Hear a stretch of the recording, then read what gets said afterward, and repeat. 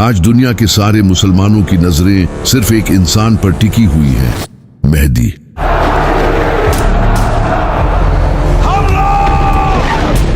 ہر کوئی اس انتظار میں ہے کہ کب امام مہدی آئیں اور مسلمانوں کو لیڈ کریں تاکہ مسلمان پوری دنیا پر حکومت کر سکے۔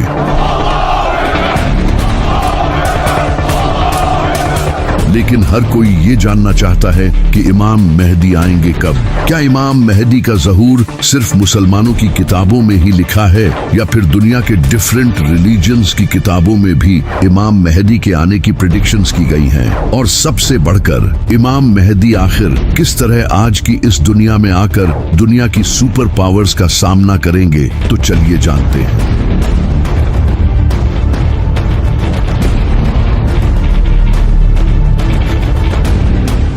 یہ جو لفظ ہے مہدی، اس کا مطلب ہوتا ہے رہنمائی کرنے والا، یعنی کہ ایک ایسا انسان جو لوگوں کو ظلم سے نکال کر جیت دلائے۔ اور یہ کنسیپٹ نبی صلی اللہ علیہ وآلہ وسلم کے آنے سے پہلے کا دنیا میں ایگزسٹ کرتا تھا۔ آپ صلی اللہ علیہ وآلہ وسلم سے ہزاروں سال پہلے حضرت نوح علیہ السلام کے ٹائم پر، جب لوگ حد سے زیادہ کرپٹ ہو چکے تھے، بت پرستی، کرپشن، ظلم، ناانصافی لوگوں میں بھری ہوئی تھی، لیکن اس وقت کچھ نیک لوگ بھی زندہ تھے۔ وہ لوگ اللہ سے دعا کرتے تھے کہ اے اللہ، تو کسی ایسے انسان کو بھیج جو کہ انسانیت کو ایک نیا موڑ دے۔ تو اللہ نے ان کی دعا قبول کی اور ان میں حضرت نوح علیہ السلام کو بھیجا۔ انہوں نے ان لوگوں کو 950 سالوں تک وارن کیا، لیکن انسانیت بدترین ہو چکی تھی۔ انہوں نے حضرت نوح علیہ السلام کی بات نہیں مانی سوائے کچھ نیک لوگوں کے۔ تو اللہ نے حضرت نوح علیہ السلام کو ایک کشتی بنانے کا حکم دیا۔ حضرت نوح علیہ السلام نے کشتی تیار کی اور ہر سپیسیز کے جانور کو اپنے ساتھ لے لیا، جس کے بعد ایک بڑا فلڈ آیا جس نے ان لوگوں کو ختم کر دیا۔ اور اس کے بعد حضرت نوح علیہ السلام نے اپنے فالوورز کے ساتھ ایک نئی شروعات کی۔ حضرت نوح علیہ السلام کے کئی صدیوں بعد پھر سے انسانیت بت پرستی میں پڑ گئی۔ اس وقت کی بکس میں بھی یہ لکھا تھا کہ ایک ایسا انسان آنے والا ہے جو کہ اللہ کا دوست ہوگا، جو کہ حضرت ابراہیم علیہ السلام تھے۔ پھر حضرت ابراہیم علیہ السلام نے بت پرستی کو چھوڑ کر توحید بیان کی اور لوگوں کو ہدایت دی۔ حضرت ابراہیم علیہ السلام کے کئی صدیوں بعد بنی اسرائیل ایجپٹ میں بڑی تعداد میں بڑھنے لگے اور گرو کرنے لگے، لیکن اس وقت ایجپٹ پر فرعون کی حکومت تھی۔ فرعون کو بنی اسرائیل سے خطرہ محسوس ہوا اور اس نے بنی اسرائیل کو اپنا غلام بنا لیا اور ان پر بہت ظلم کیا۔ کئی سالوں تک بنی اسرائیل پر ظلم ہوتا رہا اور وہ لوگ اللہ سے دعائیں کرتے رہے کہ تو ایسا نبی بھیج جو ہمیں اس غلامی سے آزاد کرے۔ تو اللہ نے ان کی طرف حضرت موسیٰ علیہ السلام کو بھیجا۔ حضرت موسیٰ نے فرعون کو ڈیفیٹ کر کے بنی اسرائیل کو آزاد کیا۔ حضرت موسیٰ علیہ السلام سے کئی صدیوں بعد حضرت عیسیٰ علیہ السلام کا وقت آیا۔ اس وقت بنی اسرائیل فلسطین میں رومنز کے انڈر تھے اور کرپٹ جوئش پریسٹ ان کے امام تھے، اور کئی وقت سے ان میں کوئی نبی نہیں آیا تھا۔ بنی اسرائیل ایک مسیحا کے انتظار میں تھے اور ان کی بکس میں بھی اس کے آنے کی خبریں لکھی تھی، جو کہ آج بھی بائبل میں لکھی ہیں۔ اور پھر وہ مسیحا حضرت عیسیٰ علیہ السلام کی صورت میں آیا، لیکن پھر بھی بنی اسرائیل نے ان کے خلاف سازشیں کی۔ تو اللہ نے حضرت عیسیٰ علیہ السلام کو آسمانوں پر اٹھا لیا۔ حضرت عیسیٰ علیہ السلام کے بعد جب عرب میں برائی عام ہو چکی تھی، تو اس وقت یہودیوں کی بکس میں ایک عظیم نبی کے آنے کی خبریں لکھی تھی، اور اس وقت یہودی بھی اس نبی کا اسی طرح انتظار کرتے تھے جس طرح آج مسلمان امام مہدی کا انتظار کرتے ہیں۔ یہاں تک کہ آج بھی بائبل میں وہ پریڈکشنز لکھی ہے۔ اس کے بعد پھر نبی صلی اللہ علیہ وآلہ وسلم نے اعلان نبوت کیا۔ تو یہ جو مسیحا کا کانسیپٹ ہے، یہ بنی اسرائیل میں پہلے سے موجود تھا۔ اسی وجہ سے اسلام کے ایک بہترین اسکولر اور پوئٹ علامہ اقبال بھی امام مہدی کے اس کانسیپٹ کو نہیں مانتے تھے۔ ان کا یہ कहना था कि ये कॉन्सेप्ट मुसलमानों ने यहूदियों और क्रिश्चियन से लिया है। जब अब्बासी खिलाफत के दौर में मुसलमानों पर जुल्म हो रहा था, तब मुसलमानों में ये कॉन्सेप्ट फैलने लगा कि बहुत जल्द एक मसीहा आएगा जो सब ठीक कर देगा। अल्लामा इकबाल का कहना था कि मुसलमानों का किसी मसीहा के इंतजार में जुल्म सहते रहना ये बहुत ही खतरनाक है। इसी वजह से वो इमाम मेहदी के इस कॉन्सेप्ट को नहीं मानते थे। सिर्फ अल्लामा इकबाल ही नहीं बल्कि इब्ने खालदून जो एक स्कॉलर और फिलोसोफर थे, वो भी इमाम मेहदी से रिलेटेड अहादीस की सनद से अग्री नहीं थे। लेकिन अगर देखा जाए तो इमाम मेहदी से रिलेटेड अहादीस तकरीबन हर बड़ी हदीस की किताब में मौजूद हैं, सिवाय बुखारी और मुस्लिम के। सुन्नी और शिया दोनों किताबों में कई अहादीस मौजूद हैं, वो भी बिल्कुल सही सनद के साथ। सिर्फ इस्लाम ही नहीं बल्कि दुनिया के आज हर बड़े मजहब की किताबों में एक मसीहा के आने की प्रेडिक्शंस मौजूद है। जैसा कि मेसोपोटामिया में एक चरवाहे का जिक्र मौजूद है जो कि मसीहा होगा, और इजिप्ट में एक ओसिरिस नाम के इंसान का जिक्र है जो कि जमीन को दोबारा जिंदा करेगा। इसी तरह ज़ोरोआस्ट्रियन मजहब में एक ज़ाराथुस्ट्रा नाम के इंसान का जिक्र है जो कि आखिरी वक्त में पैदा होगा और एक बड़ी जंग लड़ेगा। इसी तरह हिंदू कल की अवतार को मानते हैं जो कि कलयुग के वक्त आएगा। वो सफेद रंग के घोड़े पर सवार होगा और इसके हाथ में तलवार होगी जो कि जुल्म के खिलाफ लड़ेगा और पूरी दुनिया में दीन फैलाएगा। बुद्धिज्म में भी एक मैत्रेय नाम के इंसान का जिक्र है जो कि उस वक्त आएगा जब लोग दीन से फिर जाएंगे। वो सच फैलाएगा और दुनिया को सीधी राह दिखाएगा। इसी तरह यहूदी भी अपने मसीहा को मानते हैं जो कि फ्यूचर में आने वाला है, लेकिन उनका वो मसीहा दज्जाल होगा जो कि इन्हें लीड करेगा और थर्ड टेम्पल को बिल्ड करेगा। वही क्रिश्चियंस हजरत ईसा अलैहिस्सलाम के नज़ूल को मानते हैं जिन्हें मुसलमान भी मानते हैं। तो ये मसीहा का कॉन्सेप्ट हर मजहब में मौजूद है, और इस्लाम में भी इमाम मेहदी का कॉन्सेप्ट खुद बनाया नहीं गया बल्कि ये सही हदीसों में मौजूद है। यहाँ तक कि अमेरिका का प्रेसिडेंट जो बाइडेन भी इमाम मेहदी के बारे में जानता है। I didn't know the difference that existed. I didn't know what the hidden imam. I didn't know what the hidden imam. I didn't know what the hidden imam. और Netanyahu भी ये जानता है कि मुसलमान दोबारा से खिलाफत कायम करेंगे। They don't want any Western presence here, and guess what? Increasingly, they don't want any Western presence here either. They have dreams of reestablishing the caliphate. लेकिन यहाँ सबसे बड़ा सवाल यही है कि आखिर किस तरह इमाम मेहदी इस दुनिया की बड़ी पावर्स को चैलेंज करेंगे जिनके पास एडवांस वेपन्स हैं, जो इस पूरी दुनिया की इकोनॉमी तक को कंट्रोल करते हैं। We have the strongest economy in the world. जिनके पास आज के हर मुसलमान का डेटा मौजूद है। आखिर एक इंसान किस तरह इन सब को शिकस्त देगा, जबकि इमाम मेहदी के इस दुनिया में आने से पहले हालात और ज्यादा डिफिकल्ट हो जाएंगे। सीरिया में जुल्म हो रहा होगा जो आज भी हो रहा है। After years of laying dormant, the civil war in Syria is suddenly dynamic again. दज्जाली निजाम आ चुका होगा, ग्रेटर इसराइल बन चुका होगा, जिसे खुद नेतन्याहू ने पूरी दुनिया के सामने शो किया है। The whole Middle East changes. We tear down the walls of enmity. We bring the possibility of prosperity and peace to this entire region. उस वक्त फिलिस्तीन को तो सिर्फ हिस्ट्री की बुक्स में ही याद किया जाएगा, और इंडिया में भी मुसलमानों पर बहुत जुल्म हो रहा होगा।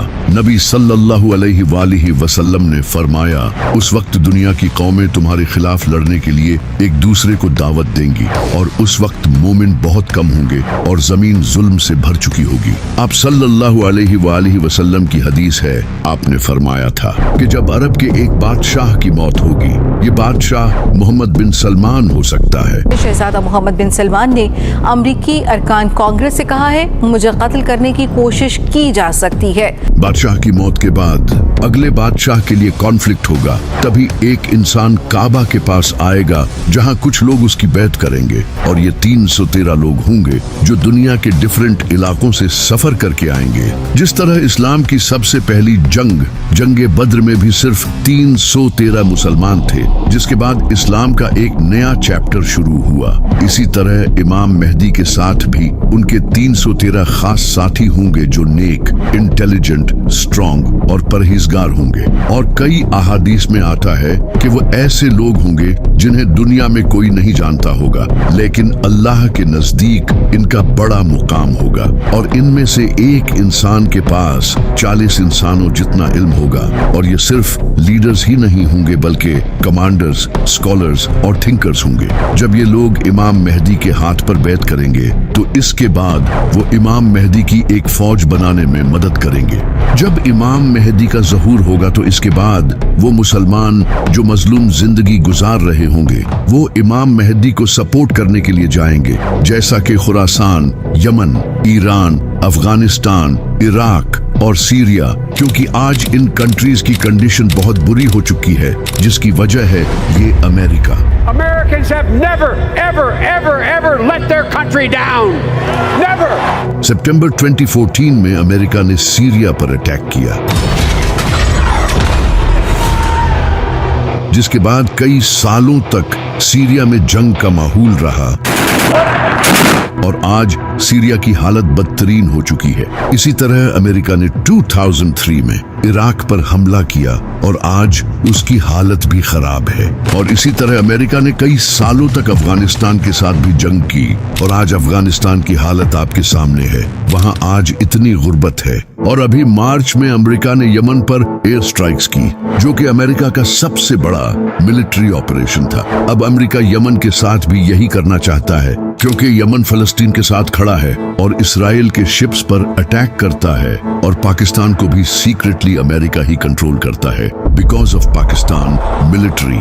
लेकिन इन सब के अलावा ईरान ही एक ऐसा कंट्री है जो इस वक्त अमेरिका और इसराइल को टक्कर दे रहा है।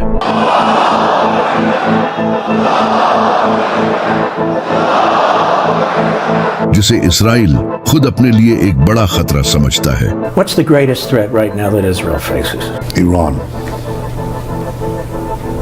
You want the three threats? Give me the three threats. Iran, Iran, Iran.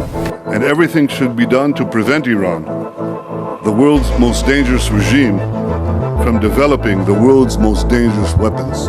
और अमेरिका भी ये जानता है कि ईरान काफी पावरफुल है। जब डोनाल्ड ट्रंप से पूछा गया कि ईरान काफी वीक है, आप उस पर हमला क्यों नहीं करते, तो ट्रंप ने आगे से ये कहा, Now that Iran is so weak, isn't it the right time to hit their nuclear facilities once and for all? So you say Iran is so weak. I appreciate you saying that. They're not weak. They're very strong right now, and we're not. Iran ही वो country होगा जो इमाम मेहदी को सबसे पहले support करेगा, क्योंकि नबी सल्लल्लाहु अलैहि वसल्लम ने फरमाया था कि खुरासान से काले झंडे लहराती हुई फौजें मेहदी को सपोर्ट करने के लिए जाएंगी। नबी सल्लल्लाहु अलैहि वसल्लम के टाइम में खुरासान ये था, जिसमें आज का अफगानिस्तान, ईरान, पाकिस्तान और दूसरे कंट्रीज का कुछ हिस्सा आता है। लेकिन इन सब कंट्रीज के इन पार्ट्स का नाम खुरासान नहीं है, सिवाय ईरान के। ईरान में आज भी खुरासान नाम का एक प्रोविंस है। और जैसा कि आप सल्लल्लाहु अलैहि वसल्लम ने फरमाया था कि खुरासान से काले झंडे लहराते हुए फौजें इमाम मेहदी को सपोर्ट करने जाएंगी। और आप अच्छे से जानते हो कि काला झंडा किनका है। तो इसी वजह से ईरान वो वाहिद ऐसा कंट्री होगा जो इमाम मेहदी को सपोर्ट करेगा, क्योंकि बहुत जल्द ईरान एक न्यूक्लियर पावर बनने जा रहा है। To prevent Iran from acquiring a nuclear weapon. That Iran does not ever get nuclear weapons.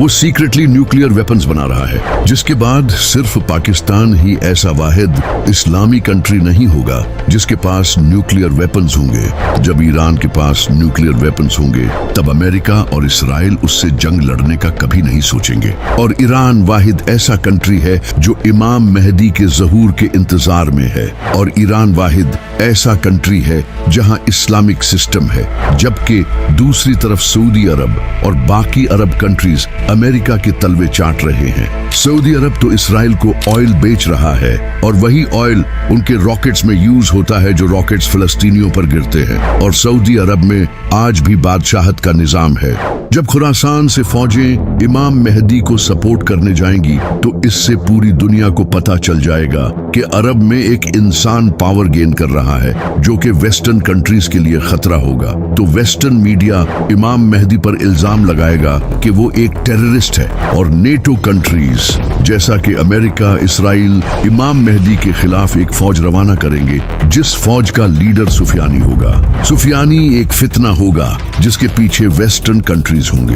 ये एक ऐसा इंसान होगा जो देखने में बड़ा ही इबादत गुजार होगा लेकिन अहले बैत के मानने वालों का दुश्मन होगा और सीरिया से निकलेगा और मुआविया की नस्ल से होगा। ये इराक और सीरिया में बहुत कत्ले आम मचाएगा। इमाम अली अलैहिस्सलाम ने फरमाया, सुफियानी सीरिया से निकलेगा, उसके चेहरे का रंग लाल होगा, उसके बाल हल्के होंगे, उसके चेहरे पर निशान होगा, वो मस्जिदों को तोड़ेगा और नबी सल्लल्लाहु अलैहि वसल्लम के मानने वालों को कत्ल करेगा। इमाम बाकर अलैहिस्सलाम ने फरमाया, सुफियानी उसी साल निकलेगा जिस साल इमाम मेहदी का ज़हूर होगा। और इमाम जाफर सादिक अलैहिस्सलाम ने फरमाया, सुफियानी का आना तय है, ये इमाम मेहदी से 15 महीने पहले आएगा। इमाम ज़ैनुल आबदीन अलैहिस्सलाम ने फरमाया, जब सुफियानी निकलेगा तो लोगों के दिल खौफ से भर जाएंगे, फिर इराक और सीरिया में खुलेआम खून बहेगा, वो औरतों और बच्चों को कत्ल करेगा।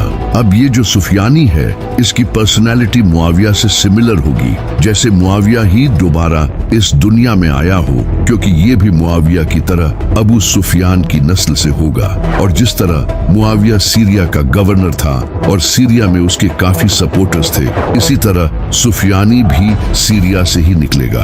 और जिस तरह इमाम अली अलैहिस्सलाम का कैपिटल कूफा था, इसी तरह सुफियानी भी कूफे पर हमला करेगा। इमाम जाफर सादिक अलैहिस्सलाम ने फरमाया, मेहदी के ज़हूर से पहले सीरिया में सिविल वॉर होगी, जिसके बाद सुफियानी निकलेगा। और आप ये जानकर हैरान होंगे कि सीरिया में पिछले कई सालों से एक बड़ी सिविल वॉर जारी रही थी। It is time to end this brutal civil war. Full-scale civil war. Dragged into civil war to escape the civil war. जिसका फायदा उठाकर अमेरिका ने सीरिया पर हमला किया था। और जो आज सीरिया की हालत है, यहाँ से ऐसा लीडर निकल सकता है क्योंकि सीरिया में कई टेररिस्ट लीडर्स रहते हैं। तो जब इमाम मेहदी का ज़हूर होगा तो सुफियानी इमाम मेहदी के खिलाफ एक फौज भेजेगा, लेकिन वो फौज रेगिस्तान में बेदान नामी जगह पर जमीन में धंस जाएगी, जो कि अल्लाह की तरफ से एक मुजज़ा होगा। ये देखकर जो मुसलमान इमाम मेहदी को झूठा मानते होंगे वो भी इनकी बैत करेंगे, यहाँ तक कि कुछ यहूदी और ईसाई भी इन्हें पहचान लेंगे और इन्हें अपना लीडर एक्सेप्ट कर लेंगे। लेकिन कुछ स्कॉलर्स जो डॉलर्स के पीछे होंगे इमाम मेहदी को झूठा और दज्जाल कहेंगे, और मीडिया भी फुल प्रोपेगेंडा चलाएगा, इन्हें झूठा कहेगा और मुसलमानों को इनके खिलाफ करने की कोशिश करेगा, क्योंकि इमाम मेहदी उस वक्त तक दुनिया की बड़ी पावर्स के लिए एक खतरा बन चुके होंगे। जब सुफियानी को पता चलेगा कि उसकी आर्मी रेगिस्तान में धंस चुकी है तो वो एक और बड़ी आर्मी तैयार करेगा और वेस्टर्न कंट्रीज उसकी इस आर्मी में हेल्प करेंगे, जिसके बाद इमाम मेहदी और सुफियानी के दरमियान एक बड़ी जंग होगी। यानी कि एक तरफ इमाम अली अलैहिस्सलाम की नस्ल से इमाम मेहदी होंगे और दूसरी तरफ मुआविया की नस्ल से सुफियानी होगा। इस जंग में इमाम मेहदी सुफियानी को हरा देंगे और सुफियानी को भी कत्ल करेंगे। सुफियानी के कत्ल के बाद अरब में इमाम मेहदी की पावर मजीद बढ़ जाएगी और ज्यादा लोग उनको सपोर्ट करने लगेंगे। और इमाम मेहदी के जो 313 साथी होंगे, इन हर एक के नीचे कई हजारों या फिर लाखों सोल्जर्स होंगे। कई ऑर्गेनाइजेशंस इमाम मेहदी की सपोर्ट में आने लगेंगी और इसी वक्त इमाम मेहदी हिंदुस्तान पर हमला करेंगे, क्योंकि वहां मुसलमानों पर जुल्म हो रहा होगा, और हिंदुस्तान को फतह कर लेंगे, जिसके बाद इमाम मेहदी पूरी दुनिया में एक ग्रेट लीडर बन चुके होंगे, जिसे देखकर नेटो इमाम मेहदी के साथ एक पीस ट्रीटी साइन करेगा। यानी कि यूरोपियन कंट्रीज और अमेरिका इमाम मेहदी के साथ अग्रीमेंट करेंगे, क्योंकि उस वक्त इनके लिए इमाम मेहदी मेहदी के अलावा भी कोई और खतरा होगा, तो इसलिए वो इमाम मेहदी के साथ एग्रीमेंट साइन करेंगे। नबी सल्लल्लाहु अलैहि वसल्लम ने फरमाया था कि तुम्हारे और रोमन्स के दरमियान एक पीस ट्रीटी होगी, जिसके बाद तुम उनके साथ मिलकर किसी और से लड़ोगे और वो तुम्हारा और उनका दुश्मन होगा। अब वो दुश्मन कौन होगा ये तो फ्यूचर में ही पता चलेगा। हो सकता है कि वो ज़ायनिस्ट्स हों, क्योंकि वो मुसलमानों के भी दुश्मन होंगे। इमाम मेहदी दूसरे कंट्रीज के साथ मिलकर उसके खिलाफ जंग करेंगे और ये जंग मुसलमान क्रिश्चियंस के साथ मिलकर जीत जाएंगे। जीत के बाद मुसलमान और नॉन मुस्लिम्स अपने कैंप्स में आराम कर रहे होंगे कि तभी एक ईसाई क्रॉस को उठाएगा और गाड़ देगा, यानी कि वो ये दिखाना चाहेगा कि ये क्रिश्चियंस की जीत हुई है, न कि मुसलमानों की। लेकिन मुसलमान उस क्रॉस को तोड़ देंगे और ये दिखाएंगे कि ये अल्लाह की जीत हुई है, न कि उनकी। इस वाक़ये से मुसलमानों और वेस्टर्न कंट्रीज के दरमियान हुई ट्रीटी तोड़ दी जाएगी, जिसके बाद वेस्टर्न कंट्रीज इमाम मेहदी के खिलाफ अपनी बड़ी फौज तैयार करेंगे। ये काफी बड़ी जंग होगी। इस जंग में वेस्टर्न कंट्रीज बड़ी फौज के साथ आएंगे। इनके पास high tech AI weapons, drones, missiles और फाइटर जेट्स होंगे। जब मुसलमान इनकी फौज को देखेंगे तो नबी सल्लल्लाहु अलैहि वसल्लम ने फरमाया कि मुसलमानों की फौज का एक हिस्सा ये जंग छोड़कर भाग जाएगा, जिसे अल्लाह कभी मुआफ नहीं करेगा, और एक हिस्सा इस जंग में शहीद होगा, जो कि उस वक्त का बेहतरीन शहीद होगा, और एक हिस्सा ये जंग जीत जाएगा, जिसे अल्लाह दोबारा नहीं आजमाएगा। ये बड़ी ही खतरनाक जंग होगी।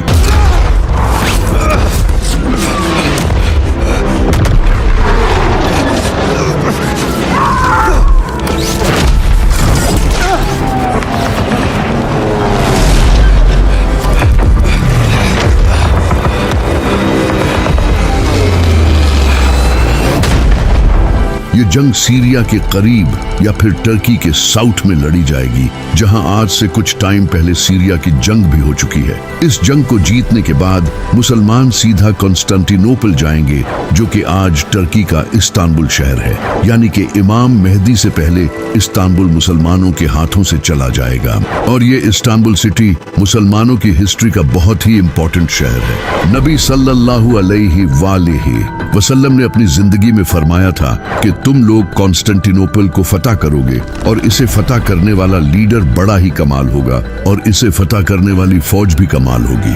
जिसके बाद 1453 में सुल्तान मोहम्मद फातिह ने कॉन्स्टेंटिनोपल को फतह किया, जिस पर हमने एक वीडियो भी बनाई थी। अब उलमा का कहना है कि ये प्रेडिक्शन सुल्तान मोहम्मद फातिह के वक्त पूरी हो चुकी है, लेकिन कुछ का कहना है कि नबी सल्लल्लाहु अलैहि वसल्लम ने ये इमाम मेहदी के टाइम पर जो कॉन्स्टेंटिनोपल फतह होगा उसके बारे में फरमाया था। जब इमाम मेहदी अपनी फौज लेकर कॉन्स्टेंटिनोपल की तरफ जाएंगे तो उस वक्त मुसलमानों की फौज ऊंची आवाज में अल्लाहु अकबर के नारे लगाते हुए जाएगी, और इनकी आवाज दूर दूर तक पहुंचेगी, जिसे देखकर दुश्मन डर जाएंगे और वो कॉन्स्टेंटिनोपल बगैर किसी जंग के मुसलमानों के हवाले कर देंगे। इस जंग को जीतने के बाद मुसलमान अभी उस जंग का सामान समेट ही रहे होंगे कि तभी उन्हें खबर मिलेगी कि दज्जाल आ चुका है।